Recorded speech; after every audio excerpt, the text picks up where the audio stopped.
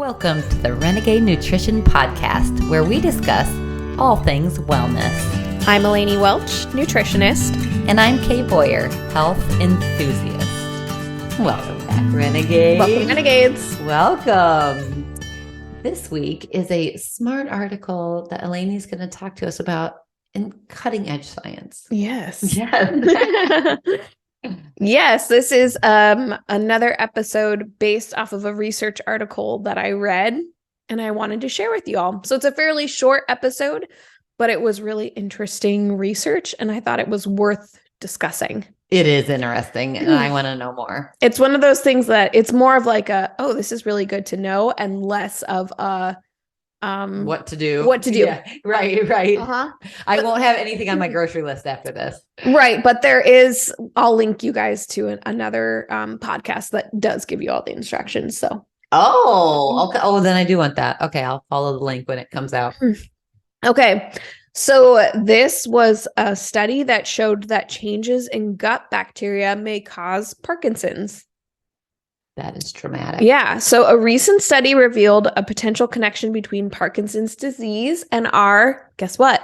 Gut microbiome. The gut-brain connection. That's right. Suggesting that infection with a specific type of bacteria known as Desulfovibrio contributes to the development of Parkinson's disease. What a jerk of a bacteria. Yeah.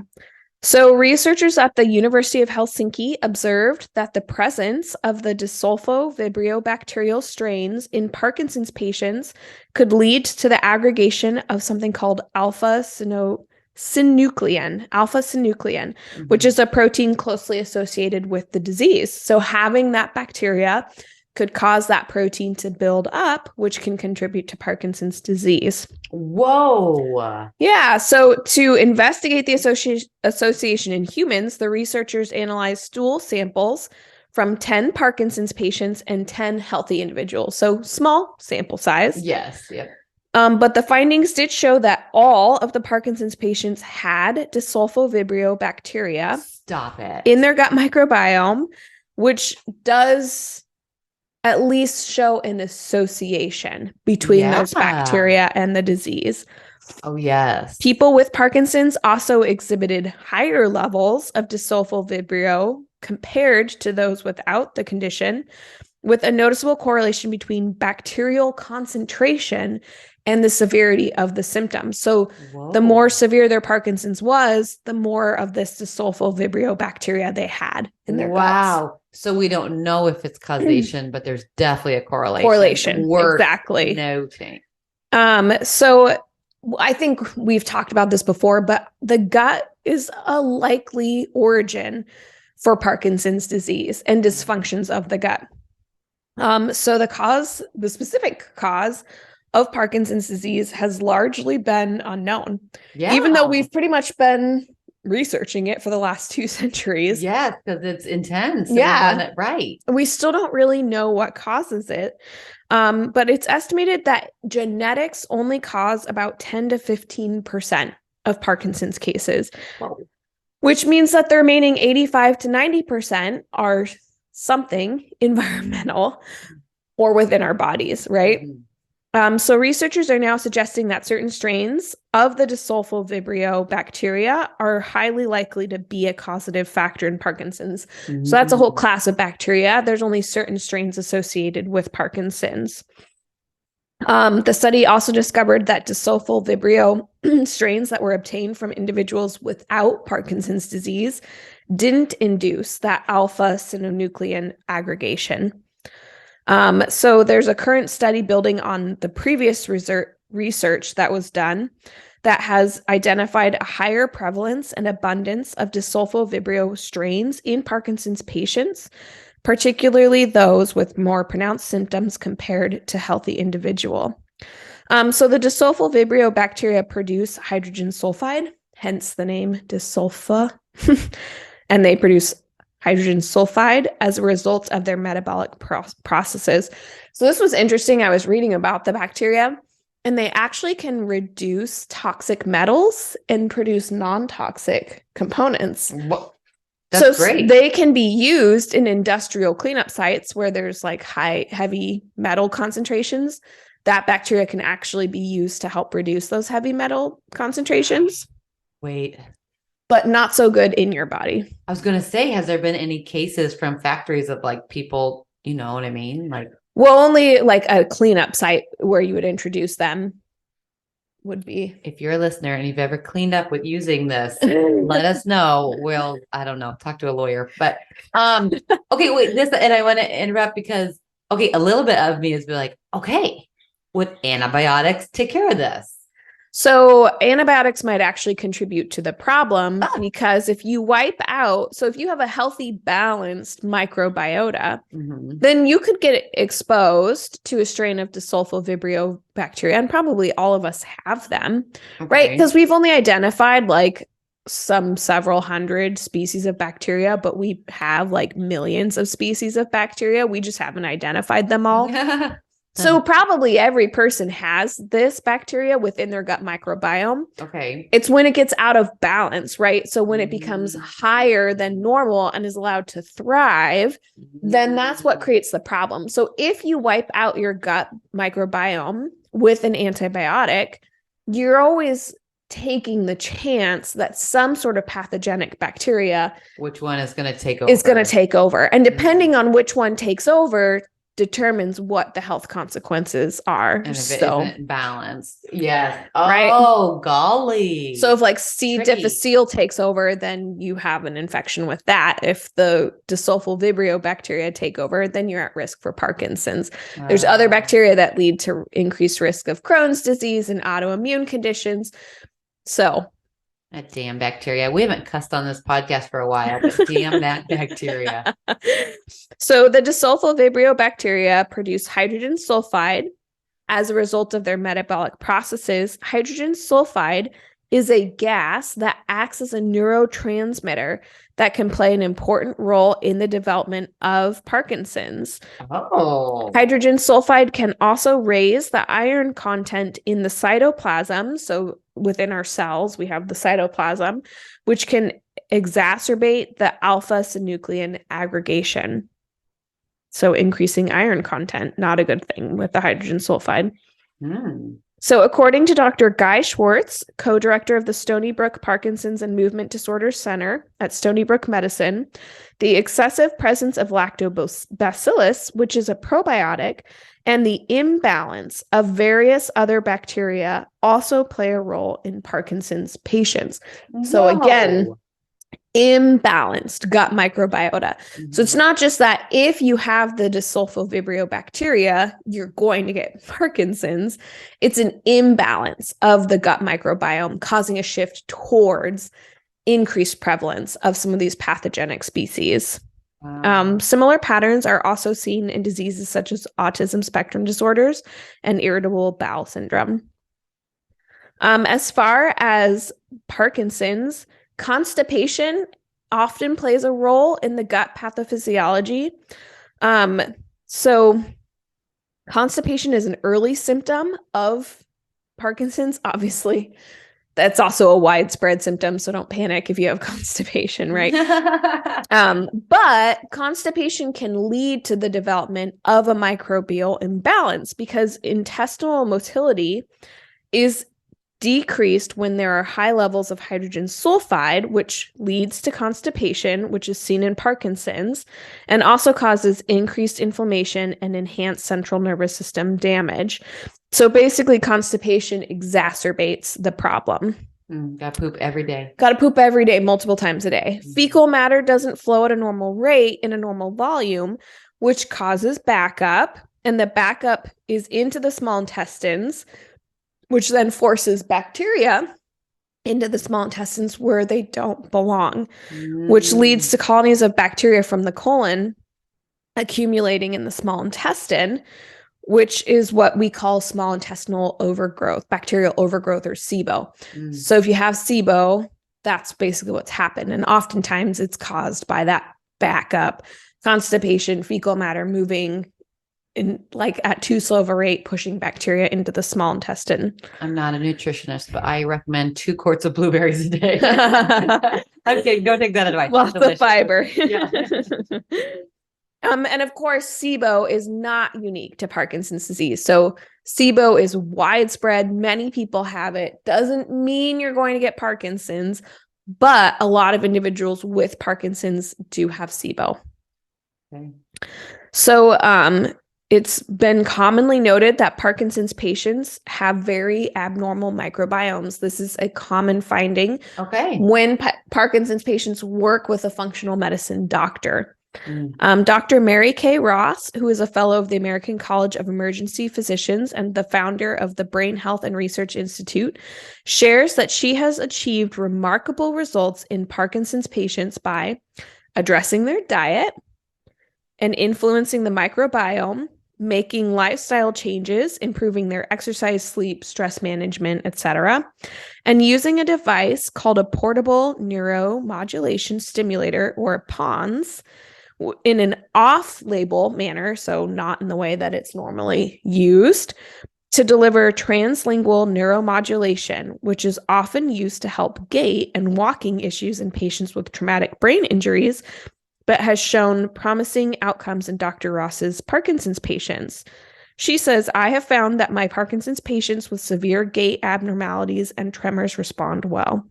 With this multimodal approach, so diet, lifestyle, PONS device, I can lessen their disease symptoms by about 50 to 70%. Whoa. Okay. Where's she out of? What did it say? I don't know. It didn't say. Okay. Because that's worth taking your loved ones across country. Right. Yeah. I'm sure if you Googled Dr. Mary Kay Ross, Parkinson's, yep, you would find her. Yeah. Worth a drive. Hey there, Renegades. Eleni here, briefly interrupting this episode of the Renegade Nutrition podcast. I wanted to highlight a company that Kay and I have recently discovered that we love, and that company is Bulletproof. Bulletproof sells high-quality nutritional supplements, and every product that Kay and I have tried from them personally, we have found to be excellent.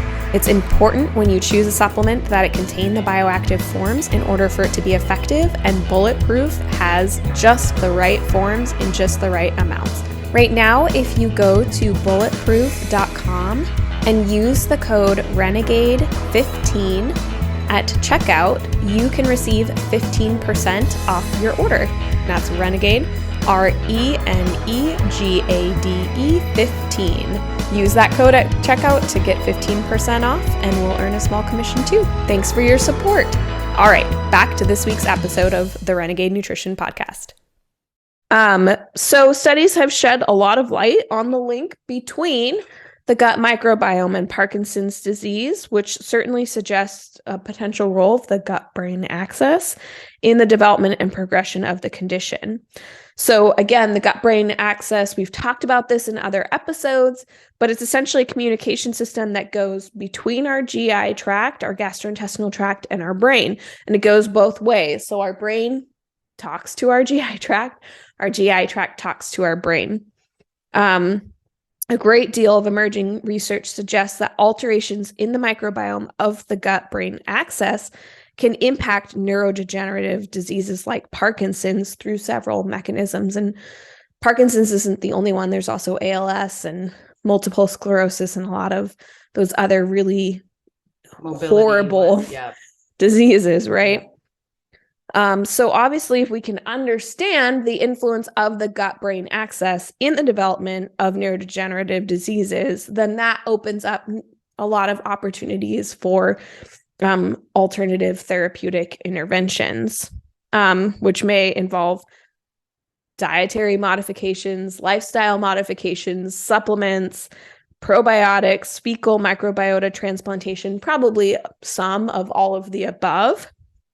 I think it is important to understand, of course, this study, like we talked about, correlation is not causation. So finding increased bacteria in these Parkinson's patients doesn't necessarily mean, even with the increased proteins that they find that can contribute to Parkinson's symptoms, it still doesn't mean causation. You have to prove out causation. Yeah.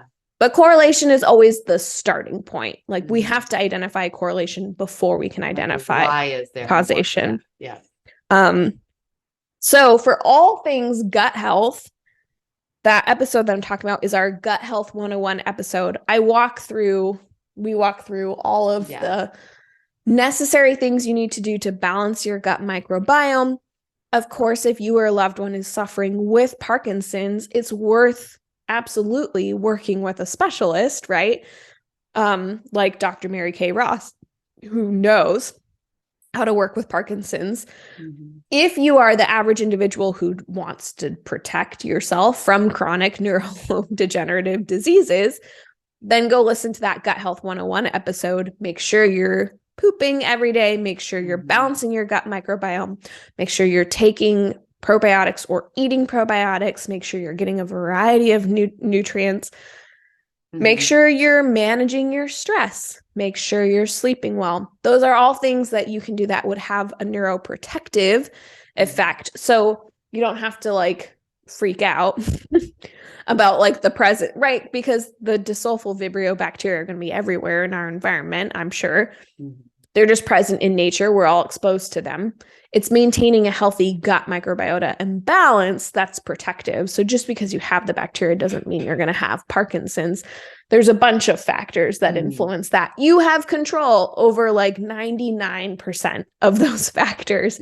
So it's never a death sentence. And even if you have Parkinson's now, you know that there could be a gut-brain connection to the disorder, and you can actually go and do something about it. Yes, feel empowered that way. And find our Mary Kay lady. Yeah, Google Mary Kay, Dr. Mary Kay Ross Parkinson's. I'm sure she'll come up. And listen to our Gut Health 101 episode, because I'm not covering the gut healing portion in this episode because we cover it so extensively in that episode. So, and then also find in our banks the perfect poop episode, which tells you what your poop should look like, how often you should be pooping. Because constipation is definitely a contributing factor to an imbalanced gut microbiota. So if you're not pooping well, and you may or may not know that you're not, because I'm always shocked by how many of my wellness clients think they poop normally, but then when we actually start talking about their poop, they're not. So make sure you listen to that episode as well so that you can know, do I have constipation? Do I have regular bowel movements? And then listen to our Gut Health 101 for all things gut healing. And if you have Parkinson's, find a specialist who can help you with it. But the main point of this episode was just to share kind of this new information that's coming to light that may be very helpful in determining the causes and origins of Parkinson's, and gives us something we can do about it, because it is not difficult to balance the gut microbiota. It takes time, but it's simple. I love that. Well, thank you for bringing up this new, it is so interesting. And there must be something there and then just do what you can and see about the rest. And and just, again, another like genetics. 10 to 15% of Parkinson's cases, right? So having the genetics for Parkinson's doesn't mean you have to get Parkinson's.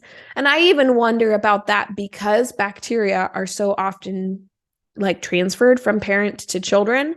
I wonder how much of that is even just a result of the microbiome that you ended up with because of the microbiome that your parents have.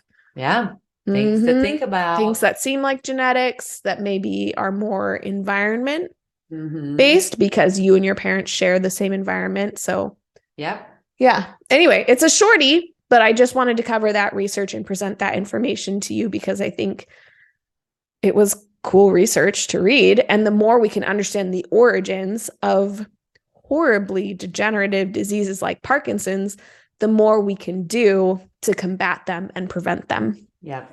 Thank you very much, Eleni, for the shorty but a goodie. Shorty but a goodie. This might be our shortest episode ever. I like it. All right, for our listeners, go be renegades. Go be renegades. Thank you for listening to the Renegade Nutrition Podcast. Please keep in mind that this podcast is an educational service that provides general health information. The content on this podcast is not a substitute for direct, personal, professional medical care and diagnosis. You should always talk to your doctor before making a dietary or lifestyle change. Go be renegades! Go be renegades!